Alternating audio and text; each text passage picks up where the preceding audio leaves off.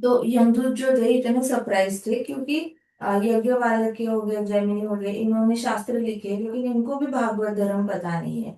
तो इन लोगों को वैल्यू नहीं पता है हरे कृष्णा महामंत्र की। जो 12 महाजनों को भागवत धर्म पता है इसलिए वैल्यू पता है हरे कृष्णा महामंत्र की। तो यहाँ तक हमने डिस्कस किया था। फिर हमने देखा था कि यमराज जी जो है वो हरि नाम के बारे में यमदूतों को बता रहे थे कि हरि नाम इतना अच्छा है कि अजामिला जैसा पापी जो नर्क जाते जाते बच गया, अजामिला जैसे पापी को तो नर्क ही जाना चाहिए लेकिन वो हरि नाम के शक्ति पे बच गया। तो उन्होंने यमदूतों को बोला कि खासकर बी अवेयर, वेदों के वेद शास्त्रों में जो रिचुअलिस्टिक सेरेमनीज बताए गए हैं, रिचुअलिस्टिक सेरेमनीज मतलब साधना भक्ति के कुछ कुछ साधना की अलग अलग तरीके बताए हैं, यज्ञ करो, फिर इस तरीके से पूजा करो या फिर मेडिटेशन करो। तो इस तरीके से वेद शास्त्रों में जो बताया गया है ना, उससे थोड़ा सा बच के ही रहना क्योंकि उससे आपको हमेशा टेम्पररी चीजें मिलेंगी। लेकिन टेम्पररी चीजें मिलेंगी तो हो सकता है आपको उससे बहुत अट्रैक्शन हो जाए, और अट्रैक्शन हो गया तो उससे बाहर आना मुश्किल हो जाता है क्योंकि एक के बाद एक इच्छा पूरी होना शुरू हो जाती है। तो यज्ञ का भी रिचुअलिस्टिक सेरेमनीज का क्या होता है ना, एडिक्शन हो जाता है कि चलो एक इच्छा पूरी हो गई, अब वापस दूसरा यज्ञ करो, और एक करो और एक करो। तो हमने राजा प्राचीन बारी की कथा में ये सीख लिया था ऑलरेडी। राजा प्राचीन बारी ने ऐसे ही एडिक्शन से बहुत सारे यज्ञ किए थे। और राजा प्राचीन बारी, अच्छा अब सुनाई दे रहा है? अभी दे रहा है सुनाई? हाँ। हाँ जी माता जी। हाँ जी। सो राजा प्रचिन की कथा में हमने देखा था उनको एडिक्शन हो चुका था यज्ञ का। तो एक के बाद एक इच्छाएं पूरी करने के बाद उन्होंने अपने नाते पोतियों के लिए भी महल बनाना, उनके लिए भी देश कॉन्कर करना। तो उनकी इच्छाएं खत्म नहीं हुई थी जब उनके नाते पोती हो गए थे तो भी, है ना। 1,10,000 तक उसके नाते पोती हो गए थे प्राचीन बारी के, तो उतने ज्यादा नाते पोती के लिए भी वो देश जीतने लगा था और अपना किंगडम का साइज बढ़ाने लगा था और ज्यादा से ज्यादा महल बनाने लग गया था। तो यमराज जी यमदूतों को कहते हैं कि कॉशियस रहना वेद शास्त्रों के रिचुअलिस्टिक सेरेमनीज से। इससे टेम्पररी बेनिफिट ही मिलता है। और टेम्पररी बेनिफिट जो होता है वो शुरुआत में मीठा लगता है लेकिन बाद में जाके वो आपको बहुत तकलीफ देता है। और जो परमानेंट बेनिफिट होता है जैसे हमारा हरि नाम लेना, हरि नाम शुरुआत में आपको थोड़ा सा बोरिंग लगता है, ये क्या है, क्यों करना है, मुझे तो कुछ मजा नहीं आ रहा। लेकिन बाद में जाके वो बहुत ज्यादा मीठा लगने लगता है, बाद में ऐसे हो जाता है कि इससे मीठा तो कुछ है ही नहीं दुनिया में, हरि नाम जैसा। तो यमदूत बड़े शॉक्ड थे ये सब कुछ सुनकर कि हरे कृष्णा महामंत्र के बारे में इतना सब कुछ उन्होंने कभी नहीं सुना था। फिर यमराज जी ने बोला कि देखो, अनइंटेलिजेंट लोग, बुद्धू लोगों की तरह बिहेव मत करना। जो इंटेलिजेंट लोग होते हैं ना, वो भगवान का नाम यूज करके अपने प्रॉब्लम सॉल्व करते हैं। और अनइंटेलिजेंट लोग होते हैं वो वेद शास्त्रों का मदद लेकर, यज्ञ की मदद लेकर अपनी प्रॉब्लम को सॉल्व करने की कोशिश करते हैं। तो इंटेलिजेंट बनो। क्या और क्यों इंटेलिजेंट बनना है? क्योंकि आप उसका नाम ले रहे हो जो आपके हृदय में रहते हैं। भगवान जो है वो आपके हृदय में रहते हैं, मेरे हृदय में रहते हैं। और भगवान के नाम में सारा गुड लक भरा पड़ा है, ये बताया। फिर यमराज जी ने इनको बताया, यमदूतों को, कि हरे कृष्णा महामंत्र से एक इंसान जो है, हरे कृष्णा महामंत्र से ही शुरुआत होती है मनुष्य होने की, और खत्म भी मनुष्य होने किस पे होती है? हरे कृष्णा महामंत्र पे ही। जो भी हरे कृष्णा महामंत्र ले लेता है वो हमेशा हमेशा के लिए सारे पापों से मुक्त हो जाता है। फिर यमराज जी थोड़े से स्टेप अप कर, स्टेप ऐसे मतलब उठ के ऑलरेडी वॉक कर रहे थे तो थोड़े से आगे आ गए, बहुत पास आ गए यमदूतों के। और इतने पास आए एक यमदूत के, और पास आकर उन्होंने ऐसे अपना फिंगर जो है उसकी छाती में ऐसे पोक किया यमदूत के, ऐसे करके, और आंखें ऐसे फाड़ी, बहुत ज्यादा बड़ी आंखें करी। तो ऐसे किया तो सबको लगा, अभी यमदूतों को लगा हमें तो मार ही डालेंगे, हमसे बहुत बड़ा ऑफेंस हुआ है अजामिला को पकड़ने की कोशिश से। तो यमराज जी बड़े गुस्सा है। तो यमराज जी ने ऐसे फिंगर ऐसे छाती में ऐसे खोपा, और बाकी सारे यमदूतों को देखा तो बाकी यमदूत ऐसे स्टेप बैक कर गए डर से, वैसे पीछे हो गए कि क्या हुआ अचानक से यमराज जी ऐसे कर रहे हैं। यमराज जी ने ऐसे फिंगर खोपा और कहा कि डिवोटीज को अप्रोच मत करना, डिवोटीज से दूर रहना। उन्होंने भगवान के चरण कमलों की शरण ले ली है, उनके पास जाना भी मत। उनको भगवान विष्णु का संरक्षण प्राप्त है, उनको भगवान विष्णु का प्रोटेक्शन मिला हुआ है। तो उनके पास हमेशा भगवान विष्णु की गदा जो है, गदा इन द सेंस गदा, वो हमेशा भक्तों का रक्षण करती है। भगवान के हाथ में, विष्णु के हाथ में जो गदा होती है, वो हमेशा भक्तों का रक्षण करती है। तो उनके पास जाना भी मत। समझ आई बात? ऐसे करके जोर से आवाज आवाज करके जोर से बोला उन्होंने यमदूतों को।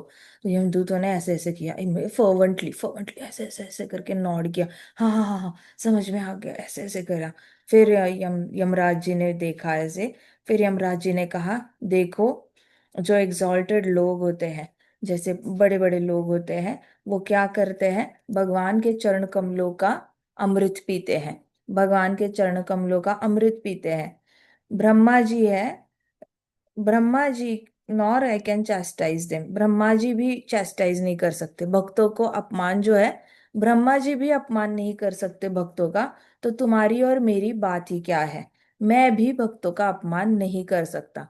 उनके पास जाना नहीं और उनका अपमान करना नहीं। कभी भी भक्तों को मेरे पास लाना नहीं, ऐसे कहा उन्होंने। फिर उन्होंने कहा कि अगर लाना ही है तो किसको लाओ? फिर उन्होंने बोला ऐसे। फिर थोड़े से यमराज जी वॉक किए करना शुरू किया यमराज जी ने। और फिर अचानक से सारे यमदूतों को देखा, looking fiercely into their eyes, उनकी आंखों में ऐसे फियर्सली देख कर यमराज जी ने बोला कि मेरे पास ऐसे लोगों को लाओ जो भगवान की ईर्ष्या करते हैं, जो भगवान के नाम में भरोसा नहीं करते।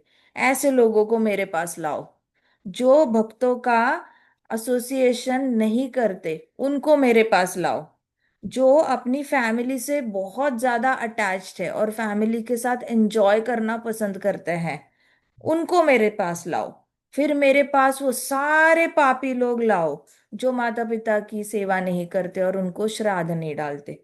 मेरे पास वो सारे लाओ जिनकी जिह्वा जो है वो हरिनाम कभी लेती ही नहीं है। वो सारे लाओ लोग जो भगवान के नाम रूप गुण और लीलाओं की बातें नहीं करते और उनके बारे में सुनते भी नहीं है। ये सारे लोगों को मेरे पास लाओ। Send all those people who do not perform the prescribe duties, जो अपना प्रिस्क्राइब ड्यूटीज मतलब वर्णाश्रम धर्म फॉलो नहीं करता। जैसे किसी ने बीच में ही ब्रह्मचार्य आश्रम को त्याग दिया, बीच में ही गृहस्थ आश्रम को त्याग दिया, वानप्रस्थ चला गया, लेकिन वापस वानप्रस्थी से वापस गृहस्थी आश्रम में आ गया। तो जो अपना आश्रम ढंग से नहीं फॉलो करता, फिर जो क्षत्रिय है वो क्षत्रिय का काम नहीं कर रहा है, वैश्य वैश्य का काम नहीं कर रहा है।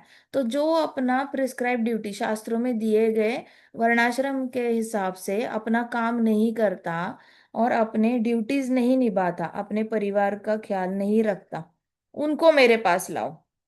मेरे पास वो सारे मूर्ख लाओ और रास्कल्स लाओ जो शास्त्र समझते ही नहीं।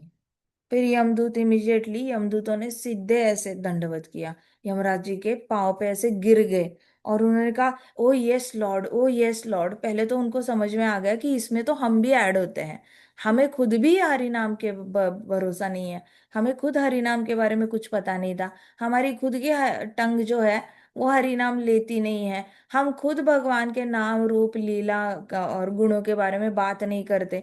तो इसमें तो हम खुद भी आते हैं। तो हमारी ही जो दूसरे यमदूत है, यमदूत ही यमदूत को कलेक्ट करने आ जाएगा अगर यमदूत की मृत्यु होनी है तो इन लोगों को जो ज्ञान मिला, वो इतना ज्यादा उनको शॉक्ड थे कि वो दंडवत कर गए, गिर गए ऐसे चरण कमलों पे यमराज जी के। और बोला, हाँ हाँ, हमें पता चल गया किसको लाना है।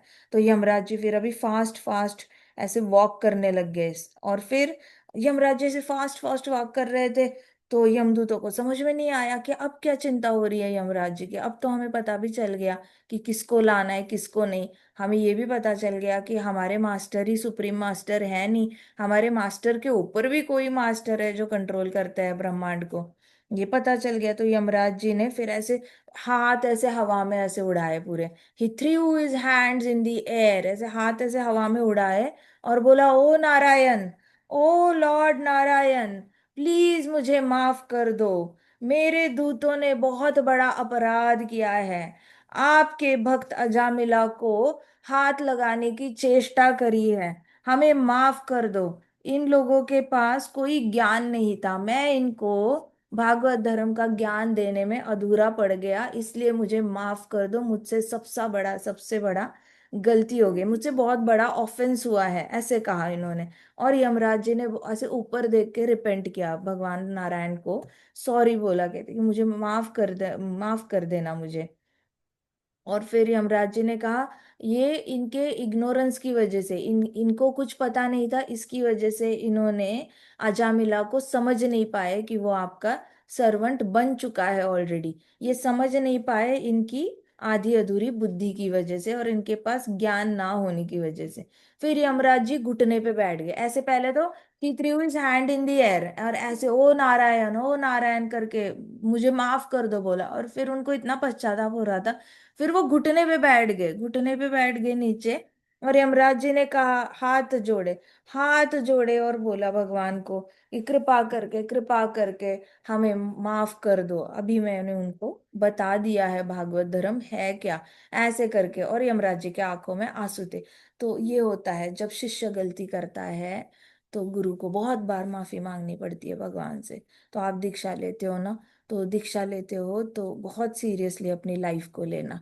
आप बिल्कुल कैजुअल मत रहना, ठीक है। दीक्षा लेते हो तो कभी ऐसा, मतलब भगवान ना करे कभी ऐसा दिन ना आए जहाँ पे हम कृत्य करते हैं, हमें लगता है गुरुदेव देख नहीं रहे हैं, लेकिन चंद्रमा देखते हैं, हमारा सूर्य नारायण देखते हैं, हवा देखती है, पानी देखता है, पृथ्वी माता देखती है, सब देख रहे होते हैं कि हम क्या क्या गलतियां कर रहे हैं, क्या क्या पाप कर रहे हैं।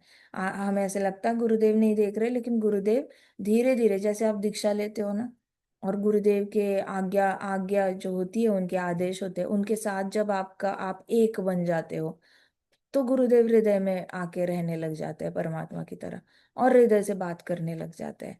तो परमात्मा से आज तक कोई बात छिपी नहीं है।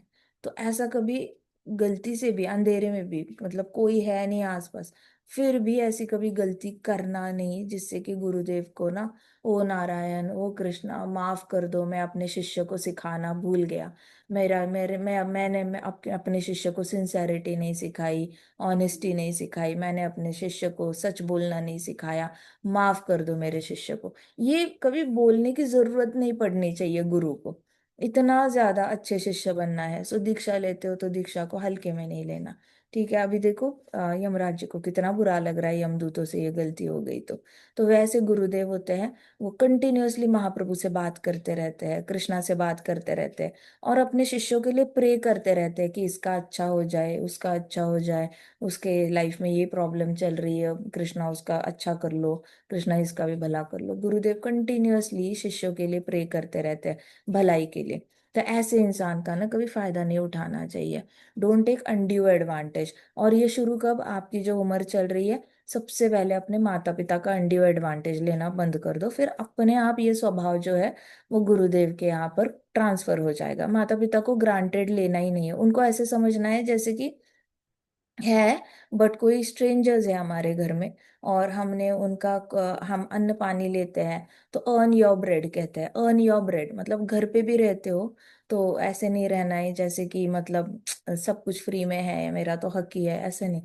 अर्न योर ब्रेड, आप जो भी रह रहे हो, खाना खा रहे हो, पानी पी रहे हो, कपड़े हैं आपके पास, लाइट बिल आपकी भरी जा रही है, स्कूल स्कूल की फीस भरी जा रही है, सारा तो माता पिता के घर पे रहते हो, तो इन रिटर्न कुछ ना कुछ सेवा किया करो घर पे। घर के कुछ ना कुछ काम उठा लेके उनके से मदद करना, छोटी छोटी चीजों में मदद करना, ऐसे करके घर का थोड़ा थोड़ा बट अर्न। जो भी आप हर रोज दो रोटी खा रहे हो घर में, तो वो भी कमाई हुई रोटी होनी चाहिए। ऐसे सिर्फ मुफ्त में नहीं बैठ कर करना कि चलो मम्मा पापा बोल रहे हैं तो सिर्फ पढ़ाई हो गई। पढ़ाई is a part of life, it is not 100% life. पढ़ाई भी करनी है, लेकिन साथ साथ कुछ ना कुछ घर के काम करने हैं। यू अर्न इट मतलब कमाओ, जो रोटी खा रहे हो वो कमाई हुई रोटी खाओ। ऐसे सिर्फ मिल रही है इसलिए नहीं खाना है, कि ऐसे नहीं तो ऋण चढ़ता रहेगा, कंटिन्यूअस ऋण चढ़ता रहेगा। That is not good for cycle of birth and death. तो माता पिता के साथ, माता पिता को ग्रांटेड लेना बंद करो। माता पिता के लिए घर में रहोगे तो ऐसे रहना जैसे कि किसी और के घर में रह रहे हो, और सेवा देते रहना किसी ना किसी तरीके की। फिर आप गुरुदेव के शिष्य बनोगे ना, तब आपको सेम स्वभाव आपको हेल्प करेगा गुरुदेव को ग्रांटेड ना लेने में। तो आपकी जो ट्रेनिंग होती है ना, ब्रह्मचर्य ट्रेनिंग, वो ब्रह्मचर्य इतना इंपॉर्टेंट होता है, यहीं पे आपके गुण डेवलप होते हैं। ब्रह्मचर्य आश्रम में जो आपका एक कैरेक्टर बिल्ड होगा ना, वो आपका पूरी लाइफ चलेगा। बहुत बहुत बहुत इंपॉर्टेंट है ब्रह्मचारी आश्रम को सीरियसली लेना। क्योंकि एक बार आपका जो आपकी मूर्ति है, आप सब लोग कच्चे घड़े की तरह हो, मूर्ति बन रही है आपकी। फिर एक बार वो बन गई, सोचो टेढ़ी मूर्ति, किसी ने ऐसे मूर्ति बनाने के लिए लिया, किसी का नाक टेढ़ा है, कान टेढ़ा है, मुंह टेढ़ा है, आंख एक छोटी एक बड़ी, तो मूर्ति अच्छी लगेगी क्या? कड़क हो गई मूर्ति तो बाद में नहीं ना। सो आपके जो आप जैसे होते हो ना, मिट्टी के गोले की तरह होते हो। आप बड़े होते होते आपका एक अच्छा सा आकार बनता रहता है, आकार बनता रहता है। तो आपके हाथ में है कि आपकी जो ये मूर्ति बन रही है वो सुंदर से सुंदर बनाना आपके हाथ में है। आपने खुद ब्रह्मचारी आश्रम में बड़े ऐसे ऐसे जीना है कि ना पिताजी को घुटने पे बैठने की कभी जरूरत पड़े, ना गुरु को घुटने पे आने की जरूरत पड़े, किसी को कभी सॉरी बोलने की जरूरत नहीं पड़नी चाहिए भगवान को। वो देखा, उसने श्राप दिया था परीक्षित महाराज को, तो उसके फादर को, श्रृंगी के पिताजी को घुटने पे बैठना पड़ा था और भगवान से माफी मांगी। क्यों? वो परीक्षित महाराज को भी सॉरी बोल सकते थे। परीक्षित महाराज को सॉरी नहीं बोला, उनको पता है परीक्षित महाराज प्योर डिवोटी है, उनको तो श्राप से भी फर्क नहीं पड़ा है, वो तो मृत्यु को भी गले लगा ले, इतना प्रेम है कृष्ण से। तो परीक्षित महाराज को सॉरी बोल के फायदा नहीं, डिवोटी ऑफेंड ही नहीं हुआ है, करे क्या?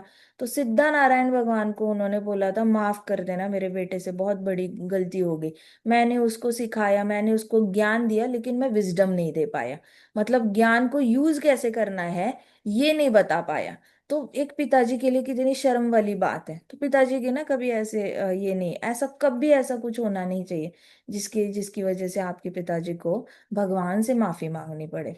तो यमराज जी से नीचे हाथ जोड़कर उन्होंने माफी मांगी भगवान को कि मैं सिखाना, मेरा टीचिंग्स अधूरे रह गए, ये पूरी तरह मेरा ऑफेंस है, मेरे यमदूतों ने जो किया है पूरी जिम्मेदारी अपने ऊपर ले ली। ये होता है दिल बड़ा, इतना बड़ा दिल रखते हैं माँ बाप और गुरुदेव। तो परीक्षित महाराज जो थे उन्होंने हाथ ऐसे ऊपर, वापस परीक्षित महाराज ने भी जय हो यमराज जी की जय हो ऐसे करके, नारायण की जय हो, नारायण की जय हो, हरि नाम की जय हो, ऐसे करके परीक्षित महाराज ने हाथ ऐसे हवा में किए और ग्लोरीफाई करने लग गए। तो सुखदेव गोस्वामी जी स्माइल करने लग गए। सुखदेव गोस्वामी जी ने कहा, माय डियर किंग, ये जो कथा है ये बहुत कॉन्फिडेंशियल है, और ये कथा मैंने अगस्त्य ऋषि से सुनी थी। अगस्त्य ऋषि कौन है? अगस्त्य मुनि वही मुनि है जो युधिष्ठिर महाराज को नल दमयंती की कथा बताने के लिए आए थे, राइट? क्योंकि युधिष्ठिर महाराज बड़े डिप्रेशन से जा रहे थे कि मेरी वजह से मेरी पत्नी को इतनी ह्यूमिलिएशन से जाना पड़ा एंड ऑल दैट। तो उन्होंने बताया कि देखो विधि का विधान ऐसे होता है। तो अगस्त्य मुनि तब युधिष्ठिर महाराज को कथा बताने के लिए आए थे नल दमयंती की। वैसे अगस्त्य ऋषि ने किसको बताई थी? सुखदेव गोस्वामी जी को अजामिला की कथा बताई थी कि कृष्ण के नाम में कितनी शक्ति है, हरे कृष्णा महामंत्र में कितनी शक्ति है। तो ये बड़ा ही गुह्य ज्ञान है, ऐसे बताया सुखदेव गोस्वामी जी ने परीक्षित महाराज को। जब मैं मलय हिल में था तब अगस्त्य मुनि आए, और जब मैं कृष्ण की पूजा कर रहा था तो उन्होंने आके मुझे ये ज्ञान दे दिया, अजामिला की कथा। फिर अगर ये सुखदेव गोस्वामी जी ने कहा, ये स्टोरी जो है ये बहुत सारी चीजें सिखाती है, बहुत सारे लेसन है इस स्टोरी से, आप लेसन्स निकालोगे। एक मुझे लगता है कोई एक छोटी बुक भी पब्लिश्ड है इस्कॉन में, टीचिंग्स फ्रॉम अजामिला स्टोरी ऐसे करके। तो ऐसे तो बहुत सारे लेसन्स निकलते हैं, लेकिन सारे लेसन्स को अगर आप ऐसे घोड़ सब इकट्ठे कर लो तो एक ही लेसन आता है उसमें से, कि हरि नाम जो होता है, भगवान का नाम जो होता है, वो रूट से, मतलब एकदम जड़ से पाप की वृत्ति निकाल देता है। बाकी सारी जितने भी नाम है वो आपको पुण्य देते हैं, या फिर हो सकता है प्रारब्ध से भी निकाल ले। लेकिन हरे कृष्णा महामंत्र है ना, वो जड़ से वृत्ति को उठा उखाड़ लेता है। बाकी किसी मंत्र में ये शक्ति नहीं है, जड़ से पाप करने की वृत्ति को उखाड़ने का।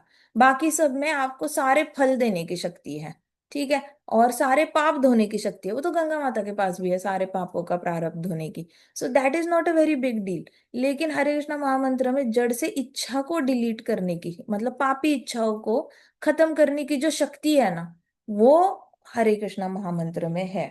जो कंटिन्यूअसली भगवान का नाम सुनता है या बोलता है, वो शुद्ध भक्ति के प्लेटफॉर्म पे आ जाता है और उसका हृदय बड़ा साफ हो जाता है। वो कभी भी किसी भी सारी जीवात्माओं को जो है वो भगवान का पार्ट एंड पार्सल की देखना शुरू कर देता है। तो ये इस उपनिषद में भी लिखा हुआ है कि सेल्फ रियलाइज्ड सोल कौन होता है। सेल्फ रियलाइज्ड मतलब जिसने ब्राह्मण की ये उपाधि प्राप्त कर ली है, ब्राह्मण रियलाइजेशन हो गया उसका। तो वो कौन होता है वो इंसान? वो होता है जो सबको भगवान का स्पार्क करके देख पाता है कि भगवान तो भगवान है, लेकिन ये सारे जीवात्माएं जो है वो भगवान के अंश है। इस तरीके से सबके अंदर एक स्पार्क देख पाता है। स्पार्क मतलब आप सोचो जैसे हर एक बॉडी के अंदर एक छोटा स्टार है। ठीक है, आपको अगर विजुअलाइज ही करना है सबके अंदर आत्मा है, तो आप सारी बॉडीज में एक एक छोटा स्टार देखने लग जाओ। तो एक एक छोटा छोटा स्टार देखोगे ना, वो आत्मा है। तो देखना है तो अभी शुरुआत ऐसे करो, छोटे हो तो शुरुआत ऐसे करो, आगे जाके फिर बहुत ही चलते फिरते उठते बैठते सबको आत्मा की नजर से देख पाओगे। शुरुआत करनी है तो ऐसे कर लो अभी। तो वो होता है जो हरि नाम सुनता है, बोलता है और कंटिन्यूअसली सुनता है, उसका हृदय बड़ा साफ हो जाता है और उस सब के अंदर ना भगवान, ये सब भगवान के अंश है, ये उसके पास दिव्य दृष्टि आ जाती है और वो बड़ा पवित्र हो जाता है। लोग जो है, people get not get purified merely by observing vows and Vedic ritual. लोग जो होते हैं, यमराज जी ने कहा कि आप कितने भी यज्ञ कर लो और कितने भी व्रत कर लो, मतलब कितना भी भूखा रहो, ये मंडे का भी व्रत कर लिया, ट्यूसडे का भी व्रत कर लिया, सैटरडे का भी व्रत कर लिया और बहुत सारे व्रत करें, लेकिन इससे आपको कुछ ना कुछ तो फल मिलेगा, लेकिन हृदय के शुद्धिकरण का फल नहीं मिलेगा। पेट भूखा रहेगा और आपकी इच्छाएं पूरी होंगी, लेकिन हृदय के शुद्धिकरण का फल नहीं मिलेगा। ऐसे लोग जो होते हैं वो कंप्लीटली प्यूरिफाई नहीं होते, इनफैक्ट उनकी पाप करने की वृत्ति धीरे धीरे बढ़ती रहती है। तो ये उनके लिए है जो लोग बहुत मेडिटेशन मेडिटेशन, आपने देखा है कई सारे लोग ऐसे प्रोग्राम्स में जाते हैं कि 10 दिन दिन भर मेडिटेशन करो। 3 हफ्ते का प्रोग्राम है, चलो पहाड़ों में ग्रीनरी में 3 हफ्ते तक योग करो, प्राणायाम करो, ऐसे करो, ये करो, वो करो। तो ये लोग भूखे भी बड़े रहते हैं, बड़ा अच्छा अच्छा शुद्ध सात्विक भोजन खाते हैं, लेकिन कम खाते हैं, क्वांटिटी में बड़ा कम खाते हैं और ताकि उनको नींद ना आए, और बहुत सारा मेडिटेशन मेडिटेशन करते हैं। तो ये सारे लोगों को जड़ से इनकी मैंने खुद देखा है। ये सारे लोग जब वापस आते हैं अपना प्रोग्राम वोग्राम खत्म करके, वापस आने के बाद बहुत खाते हैं, बहुत ज्यादा खाते हैं। इन्होंने 10 दिन 3 हफ्ते तक इतना मिस किया होता है टेस्टी फूड कि वापस आने के बाद वो बहुत ज्यादा खाते हैं। इसका मतलब क्या, ये उनका जो ये था मेथड था वो तो पूरा चौपट हो गया, फ्लॉप हो गया ये मेथड। आपको हैबिट में इसीलिए डाला था ताकि आप घर जाओ और वही हैबिट कंटिन्यू करो, लेकिन ये लोग एग्जैक्ट ऑपोजिट कर लेते हैं। क्योंकि उनको लगता है कि अरे मैं संडे को वापस आया, मंडे को ढेर सारा खा लूंगा, वापस ट्यूसडे से उन्होंने जो बताया था वो फॉलो करने लग जाऊंगा। लेकिन ऐसा होता ही नहीं, मंडे को खाता है, फिर ट्यूसडे को भी और खाने का मन करता है। अरे 10 दिन से ना बड़ा सात्विक सात्विक, बड़ा बड़ा कच्चा अन्न, बड़ा सिंपल सिंपल खा रहे थे। लाओ पनीर बटर मसाला लाओ, हांडी लाओ, ये लाओ वो लाओ, वेज हांडी लाओ, ऐसे करके बहुत खाते हैं।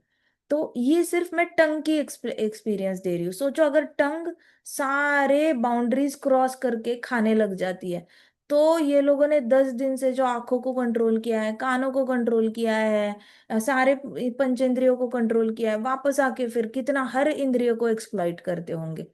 तो सुखदेव गोस्वामी जी कहते हैं कि देखो लोग जो होते हैं ना, वो बड़ा सारा व्रत करते हैं और यज्ञ करते हैं, और ये करने के बाद उनका क्या होता है कि ये पूरी तरह प्यूरिफाई नहीं होते, इनफैक्ट पाप करने की इच्छाएं और ज्यादा उमड़ आती है इनके अंदर, बहुत ज्यादा बढ़ जाती है। लेकिन हरे कृष्णा महामंत्र बोलने से क्या होता है कि आपके अंदर की इच्छाएं जो है वो जड़ से ही खत्म हो जाती है। Devotees never give up lotus feet of Krishna. भक्त जो होते हैं ना, भगवान के चरण कमलों को कभी भी नहीं भूलते। आप खुद देखो ना, ये लोग जो थे, पांडव जो थे, इन्होंने इंद्रप्रस्थ इतना अच्छे से खड़ा किया था, लेकिन उतनी जल्दी उनको उससे अनासक्ति भी आ गई थी। वो लोग इसलिए नहीं रह रहे थे कि हमें महल में रहना है, महल में रहना है, हमें बड़ा मजा आता है। इनफैक्ट वो लोग ज्यादा खुश होते अगर वो जंगल में रहते। देखो उनका बचपन जंगल में निकला है, पांडवों का। तो उनको तो नेचुरल स्टेट है रहने की, नेचुरली उनको जंगल बड़े अच्छे लगेंगे। वो जन्मे भी जंगल में है सारे बच्चे, जन्मे भी जंगल में, ना महल देखा कुछ देखा। पिताजी की मृत्यु के बाद वो महल में आए थे, और महल में कोई अच्छा एक्सपीरियंस तो दिया नहीं दुर्योधन ने।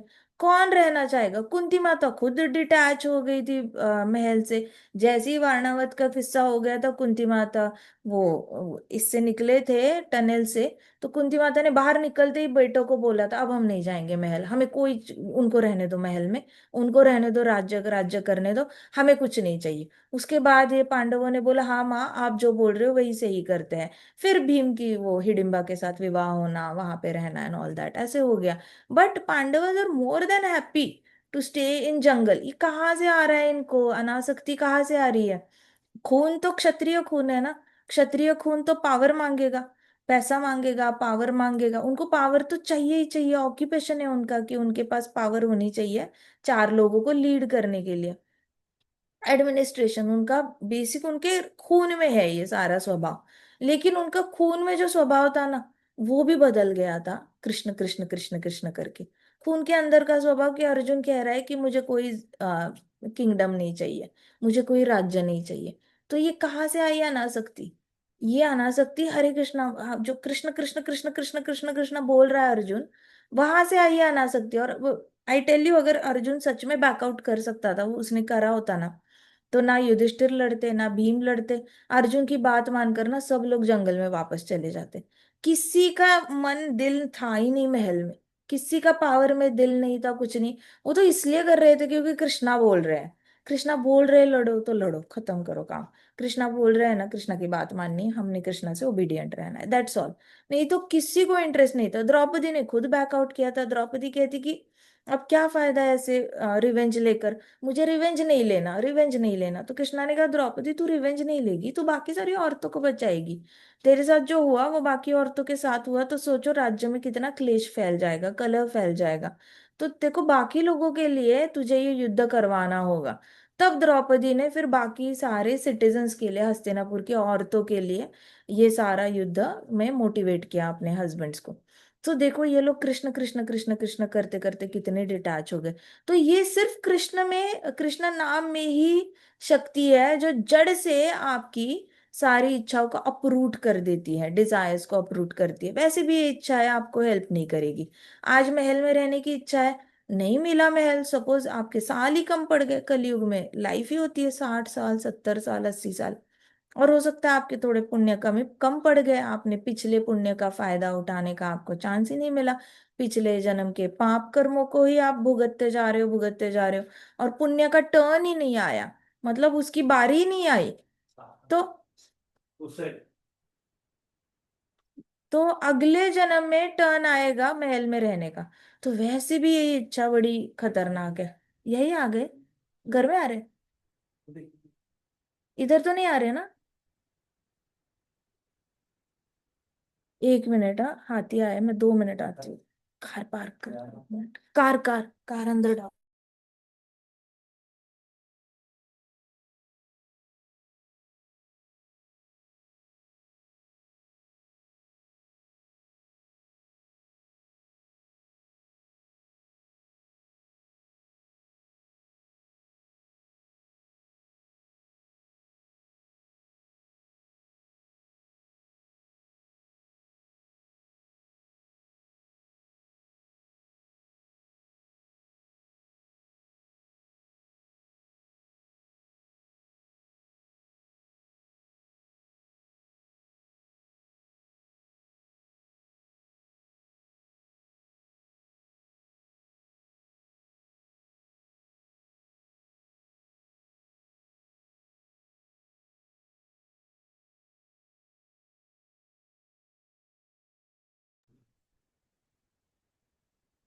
ये आपको सायरन की आवाज तो नहीं आ रही है ना यहाँ से? ये आ रही है जोर जोर से?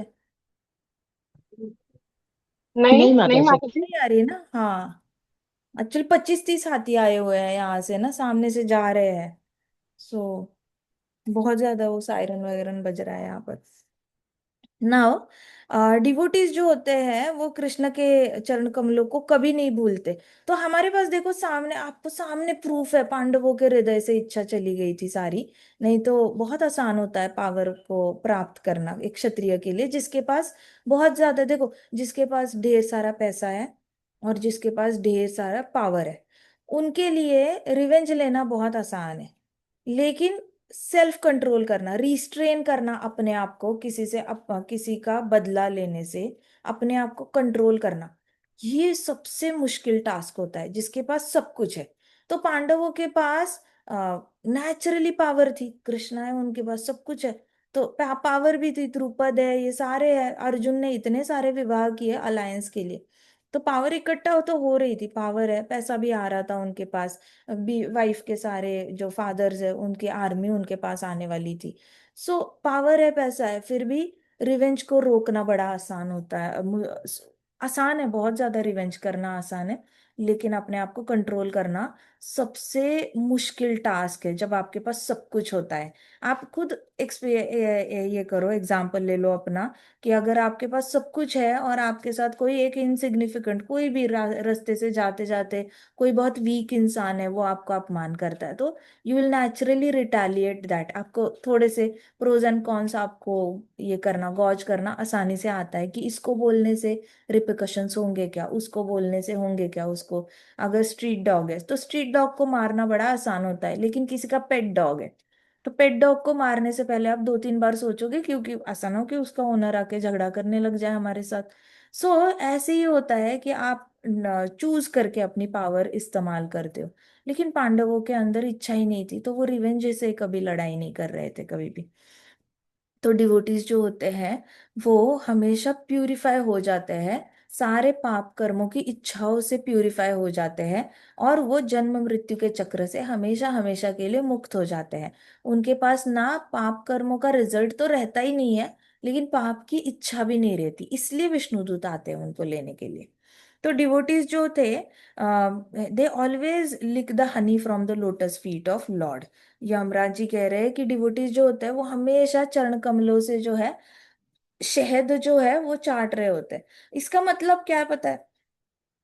आपने हमने वो ये देखा था ना, सांख्य योग देखा था। तो कर्दमा मुनि 10-10 हजार साल तक भगवान के चरण कमलों पे मेडिटेट कर रहे थे। तो देवोती माता को समझ में नहीं आता था कि ऐसा क्या है कि इतने सालों तक बैठे रहना बैठे रहना और सिर्फ चरण कमलों को याद करना। उनको तो पहले मेडिटेशन मेथड ही नहीं पता थी देवोती माता को। तो उनको समझ नहीं आता था कि इतनी देर मेडिटेशन में बैठ के करते क्या है पति। उनको इतना पता था कि पति की सेवा करनी है तो वो सेवा करती रहती थी। पति ने तपस्या की और पत्नी ने पति की सेवा करी, इतना ही हुआ। बाद में जब लॉर्ड कपिला देवोती माता को बताते हैं, तब वो उनको बताते हैं कि सबसे श्रेष्ठ योग कौन सा है। तो भगवान के चरण कमलों को याद करना, भगवान के चरण कमलों पे मेडिटेट करना, ये सबसे श्रेष्ठ योग है। बाकी सारे योग शुरुआत में तो उन्होंने कई सारे कर्म योग, ज्ञान योग, ध्यान योग सब बताया उन्होंने। उसके एंड में फिर उन्होंने बताया सबसे श्रेष्ठ योग माता अगर कोई है तो भगवान के चरण कमलों में ध्यान लगाना। भगवान के चरण कमलों पे ध्यान लगाने से आपके सारे दुख जो है वो चले जाते हैं। मतलब आप भरोसा नहीं करोगे, आपको जितना भी बचपन से दुख हुआ है और जो बार बार याद आता है कि मेरे साथ ऐसे हुआ, मेरे साथ वैसे हुआ। सबसे बिगेस्ट एग्जाम्पल अपने दादा दादी के साथ बातें या मम्मी पापा के साथ बातें याद करना। वो लोग अपनी स्ट्रगल की लाइफ सुनाते हैं कि हमारे टाइम पे ऐसे होता था, वैसे होता था, फिर ऐसे हुआ, फिर इसकी डेथ हो गई, उसकी डेथ हो गई, ये हुआ वो हुआ, हमने ऐसे दिन देखे वैसे दिन देखे। तो ये बताते हैं, लेकिन उनको अंदर से दुख हो रहा होता है। तो हमें अगर कोई भी छोटा से छोटा दुख हो रहा होता है ना, तो वो भी ऐसे वैनिश हो जाता है। फिर आपको याद ही नहीं आता कि मेरे को कौन से दुख थे बचपन में, कुछ याद नहीं आता, बड़े होते होते क्या दुख थे, कुछ याद नहीं। आप हमेशा एक क्लीन बोर्ड की तरह, जैसे व्हाइट बोर्ड होता है ना, आपका हर रोज का दिन एक क्लीन बोर्ड की तरह शुरू होता है और उस व्हाइट बोर्ड पे एक ही लिखा होता है, हरे कृष्ण, और कुछ नहीं लिखा होता। तो लाइफ ऐसी होनी चाहिए कि पिछला कुछ भी जो है दुख जो है वो आपको ना सताए। हमारे महाराज कहते थे कि भगवान से इतनी प्रार्थना करना कि मृत्यु के वक्त पिछला कुछ भी याद ना आए, और सिर्फ भगवान भगवान याद आए, हमें इतना ही प्रार्थना करना। नहीं तो रात को फिर कभी कभी महाराज कहते थे, रात को माला लेकर ऐसे छाती पे माला पकड़ते पकड़ते ऐसे जाप करते करते सोना और भगवान को प्रे करना, मृत्यु आ जाए तो मिडनाइट में ही आ जाए, नींद में ही हमें लेके जाना है तो ले जाओ, बिना तकलीफ के लेके जाओ। ऐसे करो, सबसे बेस्ट मृत्यु नींद में ही मृत्यु आ जाए। तो महाराज ऐसे छोटी छोटी चीजों से बताते थे, लेकिन महाराज को इतना तो पता था कि हाँ पिछले दुख याद आते रहते हैं, तो ये पिछले दुख जाने के लिए क्या होता है, हरि नाम ही मदद करता है। तो यमराज जी ये सुखदेव गोस्वामी जी एग्जैक्टली वही बोल रहे हैं। भक्त जो होता है वो चरण कमलों से हमेशा शहद चाटता रहता है। मैं आपको मैं आपको प्रैक्टिकली बताती हूँ कि कितने भी मॉडर्न मेथड्स आ जाए, कितने भी मॉडर्न मेथड आए ना पुराने दुखों को निकालने के लिए, लेकिन फिर भी अनगिनत दुख होते हैं। अनगिनत मतलब आप काउंट ही नहीं कर सकते। आपने 10 दुख निकाले तो भी बचते हैं, 40 निकाले तो भी बच जाते हैं, 150 दुख निकालो किसी के ऐसे इसे लाइफ में से, फिर भी उसका कुछ ना कुछ तो बच ही जाता है, जो उसका वर्तमान काल खराब कर रहा होता है और भविष्य काल खराब कर रहा होता है। तो ये अगर जड़ से सारे दुखों को हटाना है, ऐसे हटाना है जैसे कि मेरी लाइफ तो हमेशा ही बल्ले बल्ले थी, पहले से ही अच्छी है, कुछ बुरा नहीं है, सब कृष्ण की कृपा से सब अच्छा हुआ है, सब अच्छा हुआ है, सब अच्छा हुआ है। ऐसे बोलना बड़ा आसान होता है, लेकिन जैसे ही कोई सेम चीज हो जाती है तो उतना ही ज्यादा, इसलिए बूढ़े लोगों में गुस्सा भी बहुत होता है। बूढ़े लोगों में अगर गुस्सा होगा तो समझ लेना अभी भी दुख कैरी कर रहे हैं। बूढ़े लोग अगर बहुत ज्यादा चिड़चिड़ कर रहे हैं, इसका मतलब उन्होंने सारे दुख कैरी करके आए हैं, अभी भी इन्होंने भगवान के चरण कमलों की शरणागति 100% ली नहीं है, इसलिए इनको चिड़चिड़ होती है, फ्रस्ट्रेशन होती है बहुत ज्यादा। ये लोगों के जिह्वा पे कंट्रोल नहीं होता, बोलते रहते डांटते रहते। तो ये प्रूफ है, आपको आसपास से सीखना है तो सीख लेना, अपने आसपास की दुनिया को थोड़ा सा ऑब्जर्व करना। तो कृष्ण के चरण कमलों को याद करते करते होता क्या है, आप बड़े मीठे से बड़े होते हो, मीठे मीठे बनते हो, मतलब बुढ़ापे में भी आपको किसी का गुस्सा आ जाता है, ना कुछ आपको कोई ऑफेंड करता है, कुछ नहीं, आप बड़े ही हैप्पी रहते हो हमेशा। तो they always lick the honey of lotus feet, तो भगवान के चरण कमलों को भूलना नहीं है।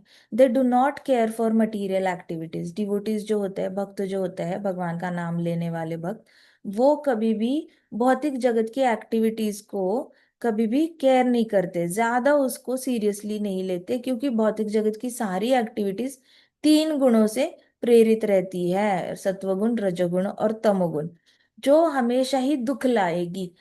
अब देखो, आप बताओ, आप सपोज आप गाय का बच्चा ले लो। अभी गाय का बछड़ा जैसे ही जन्मता है, तो वो जन्मने के बाद उठते ही दूध पीने लगता है माँ का। किसी ने उसको सिखाया क्या? नहीं सिखाया। लेकिन उसके अंदर वो ज्ञान आया कहाँ से? कहाँ से ज्ञान आया? अगर पिछले जन्म में वो कोई और प्राणी होगा, सपोज सांप होगा, तो सांप कहाँ दूध पीता है अपने माँ का? नहीं पीता ना, सांप सांप कहाँ दूध देता है? तो अगर पंछी होगा पिछले जन्म में, सपोज वो किसी कबूतर था पिछले जन्म में, उसने कहाँ दूध पिया होगा अपनी माँ का? अंडे से निकला होगा। लेकिन अभी वो आकर गाय बन गया है, तो गाय बन गया ये बछड़ा, तो ये बछड़ा उठते ही दूध कैसे पीना उसको किसने सिखाया? प्रकृति ने गेम खेला। जन्मते ही बछड़े को पता है गाय का दूध पीना है। फिर थोड़े दिन बाद खुद ही समझ में आता है, अगर उस बछड़े को आप सेपरेट करो, जो कि बहुत सारे कलयुग में तो बहुत बछड़ों को दूर किया जाता है, और आप ऐसे ही रैंडमली उनको घास के ऊपर छोड़ दो, तो उस बछड़े ने अगर जिंदगी में किसी और गाय को घास खाते हुए देखा नहीं होगा ना, तो भी वो बछड़ा नेचुरली घास खाने लग जाएगा, नेचुरली। तो ये कौन कर रहा है? ये प्रकृति कर रही है, ये प्रकृति उसके अंदर रजोगुण डाल रही है, खा लो दिन भर, खा लो, रात को बैठकर ऐसे ऐसे ऐसे दांत। उस बछड़े ने, आप एकदम आइसोलेशन में भी पालोगे ना उसको, कि कभी उसने अपनी प्रजाति का एनिमल देखा नहीं है, तब भी वो ये सब कर सकता है। तो इसके अंदर जो रजोगुण है, ऊपर से ब्रह्मा जी ने सिस्टम ही ऐसे बनाया है कि प्रकृति आराम से ऐसे, फिर वो बछड़ा थोड़ा बड़ा हो जाएगा, तो वो आप वो बच्चा भी देगा। तो वो कैसे, प्रकृति नाच रही है, प्रकृति नचवा रही है उसको। सो प्रकृति फोर्स करती है, वो इतने इनोसेंट होते हैं एनिमल्स, उनको फोर्स किया जाता है कि खा लो खा लो। एनिमल को, लायन को फोर्स किया जाएगा शिकार करो शिकार करो। प्रकृति लायन को फोर्स करेगी शिकार करने के लिए, चीते को फोर्स करेगी। वैसे ही सारी एनिमल्स को फोर्स करती रहती है। तो प्रकृति में कोई मतलब मटेरियल एक्टिविटीज में ना कोई सुख नहीं है, क्योंकि आपका कंट्रोल ही नहीं है इस दुनिया में अपने ऊपर। सिर्फ हरे कृष्णा महामंत्र का नाम लेने से, हरे कृष्ण बोलने से ही आप कुछ ना कुछ करके प्रकृति के खिलाफ, it is a war against प्रकृति।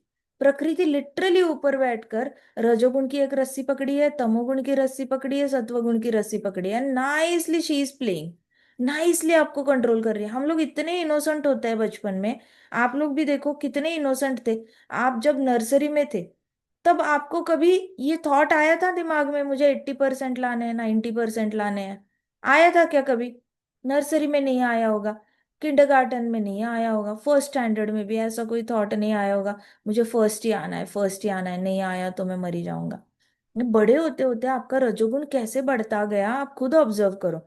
जैसे ही आप फिफ्थ में जा रहे हो, सिक्स्थ में जा रहे हो, सेवेंथ में जा रहे हो, एट्थ में, नाइन्थ में, आप अचानक से, बचपन में नर्सरी के बच्चे इतने हंसते खेलते, थर्ड स्टैंडर्ड तक भी मतलब कूदते हैं, नाचते हैं, हंसते हैं, उनको कोई फर्क नहीं पड़ता, वो पास हो रहे हैं एग्जाम में, फेल हो रहे हैं, हंसते रहते हैं, खेलते रहते हैं, बिंदास रहते हैं।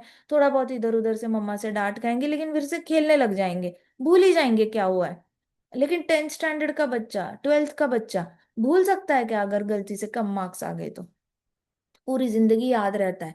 90 के ऊपर चाहिए थे, 90 के नीचे आए। 80 के ऊपर चाहिए थे, 80 के नीचे मार्क्स आए। 70 के ऊपर चाहिए थे, 70 के नीचे आ गए। अगर नहीं आए तो मैं बोल रही हूँ, आए तो बहुत अच्छी बात है। लेकिन आपका रजोगुण, प्रकृति ने कितना आपको फोर्स करके रखा है, बनो कुछ तो बनो, इतने मार्क लाओ, ऐसे कमाओ, ये स्ट्रीम ले लो, वो करो। मैं किसी से बात कर रही थी, उनका बेटा पता नहीं किस क्लास में, थर्ड थर्ड में, फोर्थ में, ऐसा कुछ है। वो कह रहे थे हमारा बेटा क्रिकेट ही खेलता रहता है, 5 साल से वो क्रिकेट ही खेलता है, पढ़ाई को सीरियसली नहीं लेता, आगे जाके करेगा क्या? मैंने कहा कौन से क्लास में है?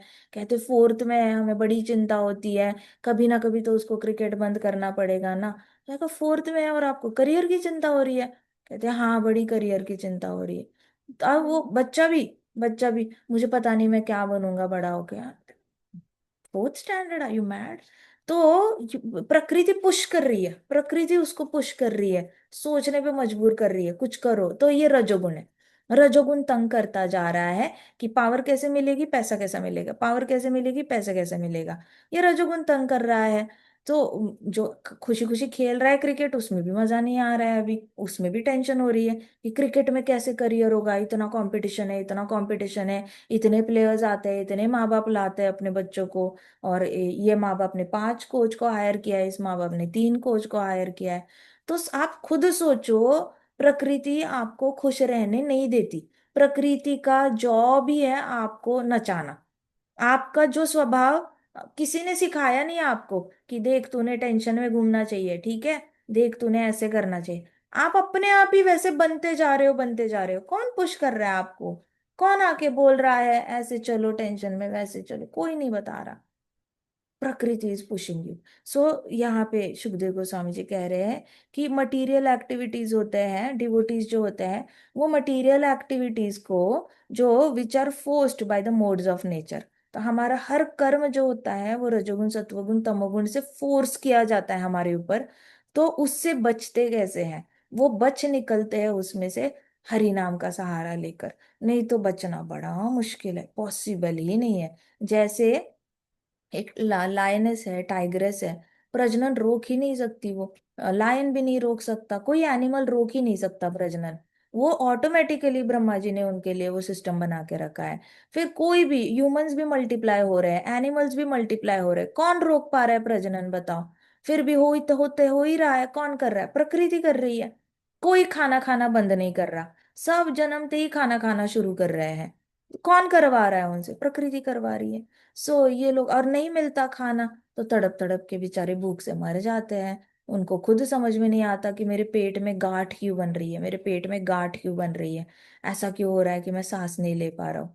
तो ऐसे करके छोटा छोटा एनिमल्स भी मरते रहते हैं जंगल में, जैसे ही सूखा पड़ जाता है तो बड़ी खराब है प्रकृति ना। प्रकृति सिर्फ दुख देने के लिए बनी है। प्रकृति का मेन जॉब ही है दुख देना। रजोगुण में कोई भी एक्टिविटी करो, इवेंचुअली दुख। तमोगुण में कुछ भी करो, इवेंचुअली दुख। सत्व गुण में भी कुछ भी करो, इवेंचुअली दुख ही आएगा। कितना भी आप सत्व गुण में करने की कोशिश करो, इवेंचुअली आपको ना बड़ा दुख मिलता है। इसलिए कई सारे एनजीओ और लोगों का भला करने वाले लोग ना, एंड में उनको लगता है क्या मिला इतना भला करके, इन लोगों ने ऐसे किया वैसे किया, ऐसे होता है। So clearing is throat, Sukhdev Goswami ji ने कंटिन्यू किया। सुखदेव गोस्वामी जी ने ऐसे ऐसे किया, बोला कि after hearing from Yamraj the Yamdutas never approach devotees. तो यमराज जी से जब उन्होंने ये कथा सुनी, तो यमदूतों ने प्रण ले लिया कि आगे से हम डिवोटीज को कभी अप्रोच नहीं करेंगे, क्योंकि वैसे भी यमराज जी से धमकी मिली हुई है उनको। तो उन्होंने डिसाइड किया कि हम डिवोटीज को मृत्यु के समय तो कभी उनके आसपास जाएंगे भी नहीं। अगर हम गए तो हमारे मास्टर ने ही हमारे टुकड़े टुकड़े कर देने हैं। तो उन्होंने डिसाइड किया कि हम कभी भी डिवोटीज के पास जाएंगे नहीं मरते वक्त। And since then as soon as they see devotee they fear him. तब से यमदूत क्या हो गया है, जब से यमराज जी ने डांटा है उनको, तब से जैसे ही भक्त को देखता है, डिवोटी को देखता है ना, दूर से भी देखता है, तो वो डर जाते हैं, उसके आसपास भी नहीं जाते। And they don't look at him also. तो यमदूत जो होता है डिवोटी को देखते भी नहीं है, नजर भी नहीं डालते। परीक्षित महाराज चकड़ परीक्षित महाराज हंसे। परीक्षित महाराज हंसकर बोले हाउ वंडरफुल। मतलब देखते भी नहीं है डिवोटीज को उनके पास, डरते हैं डिवोटीज को देखकर। यमदूत डरते भी है, देखते भी नहीं है उनको, और जाते भी नहीं है उनके पास। तो परीक्षित महाराज को बड़ी हंसी आ गई, कहते हाउ वंडरफुल। तो सुखदेव गोस्वामी जी भी हंसने लग गए। उन्होंने कहा, ओ किंग, चैंटिंग ऑफ संकीर्तन मूवमेंट इज मोस्ट ऑस्पिशियस। संकीर्तन मूवमेंट, अभी देखो अकेले हरिनाम लेना तो अकेले भी अच्छा है, लेकिन संकीर्तन में पूरे ग्रुप के साथ जब आप संकीर्तन करते हो ना, तो वो मोस्ट ऑस्पिशियस माना गया है। मोस्ट ऑस्पिशियस मतलब क्या, जो रस आता है ना, रस आता है, वो सारे भक्तों के साथ जाप करने में आता है। सारे भक्तों के साथ बैठ कर जो संकीर्तन होता है ना, उससे जो टेस्ट आती है, ये कहते हैं ना कि शहद को टेस्ट के करने के बाद ही पता चलता है शहद कितना मीठा है। वैसे संकीर्तन में हरिनाम सुनने के बाद ही पता चलता है कि हरिनाम में कितना मजा है, कितना ज्यादा सुख है। वो सिर्फ संकीर्तन मूवमेंट जो है वो आपको टेस्ट करा सकती है। अकेले अकेले बैठे बैठे सिर्फ हरिनाम लेने से टेस्ट आने में बड़ा टाइम लग जाता है। टाइम मतलब कभी कभी पूरी जिंदगी जा सकती है, लेकिन टेस्ट नहीं आ सकता। मैं किसी को जानती हूँ, मैं 1999 में मैंने उनको बताया था कि आप जाप किया करो, और आप जाया करो, मठ जाया करो, या कहीं पे तो भक्तों के यहाँ पे जाया करो, मंदिर जाया करो। तो उन्होंने कहा नहीं, मुझे घर ही बड़ा प्यारा लगता है, मेरा घर ही मंदिर है। मेरे घर में ही हमारे पास गोपाल जी है, हमारे पास शिव जी है, हमारे पास गणेश जी है। हम मंदिर में सारे भगवानों को एक जैसे समझते हैं, मेरा घर ही मंदिर है। मैं कभी भगवानों में पार्शलिटी नहीं करती, ऐसे बोला उन्होंने। तो मैं भी छोटी थी तब, तो मैंने कुछ बोला नहीं। मैंने कहा फिर भी मैं क्लास में सुनकर आई हूँ कि भक्तों के साथ बैठकर कीर्तन करना चाहिए, ये मैं सुन के आई हूँ, तो आप भी क्या करो। तो उन्होंने कहा नहीं नहीं, ये सब आपके लिए ठीक है, आप लोगों तो कुछ पता नहीं होता आपको, लेकिन हम घर में ही ठीक है, ऐसे कहा था उन्होंने।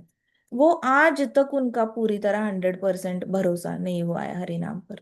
आज तक, कितने साल, 99 से लेके अभी तक सोचो कितने साल हो गए हैं। ऑलमोस्ट 20 साल से तो ऊपर हो ही गए हैं।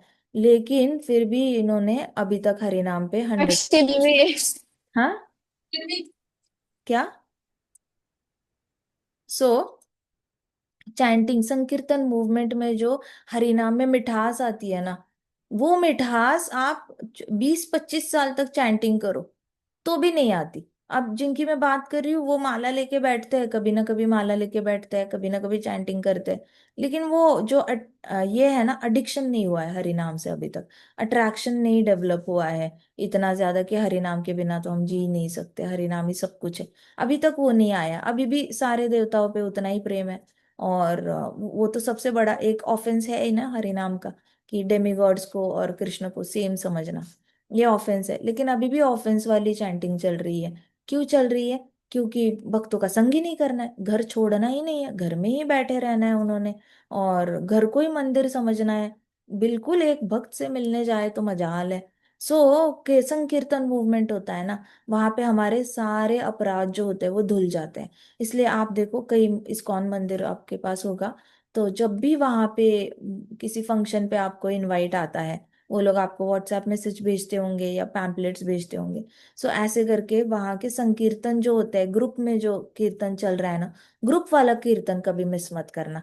भले ही आपको लेक्चर अटेंड नहीं करना, मत करो, लेकिन कीर्तन मिस मत करो। Start of the program, end of the program, कीर्तन मिस नहीं करना। कीर्तन में जो हरिनाम में मिठास आएगी ना, बिकॉज अल्टीमेटली सारे शास्त्रों की हमारी योनि शुरू ही होती है हरिनाम पे, खत्म ही होती है हरिनाम पर। आपको कुछ नहीं करना ना, तो सिर्फ संकीर्तन सुनने जाओ। संकीर्तन सुनो सुनो सुनो, गाने का मन किया तो गाओ, नहीं गाना तो आंखें बंद करके बैठ जाओ, लेकिन संकीर्तन में हरि नाम सुनना। प्रोग्राम के बाद भी संकीर्तन के लिए वेट करना, इमिजिएटली प्रसादम प्रसादम नहीं करना, घर से खा के निकलना। और फिर वहां पे पेट भर के जाना, हमेशा मंदिर में जाने से पहले पेट भर के जाया करो। ये नहीं कि मंदिर में फ्री में मिल ही जाएगा तो खा लेते हैं, ये नहीं रखना, नहीं तो फिर ध्यान नहीं लगता। लेक्चर में ध्यान नहीं लगता और कीर्तन में भी ध्यान नहीं लगता, ठीक है।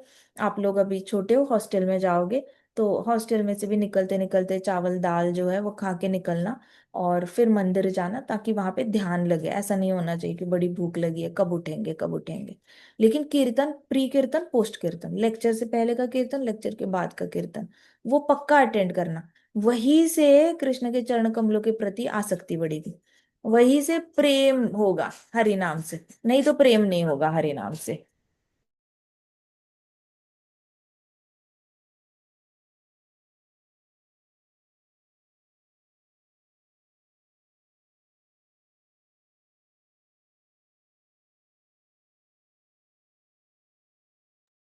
ठीक है। सो यही सुखदेव गोस्वामी जी कह रहे हैं, चैंटिंग ऑफ संकीर्तन movement is most auspicious activity in the entire universe.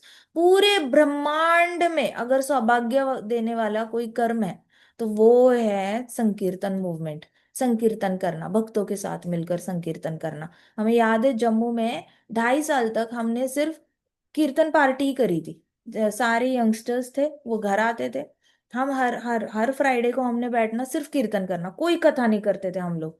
हम लोग शाम को बैठते थे 5:30 बजे, और 8 8:30 तक हम सिर्फ कीर्तन ही करते थे।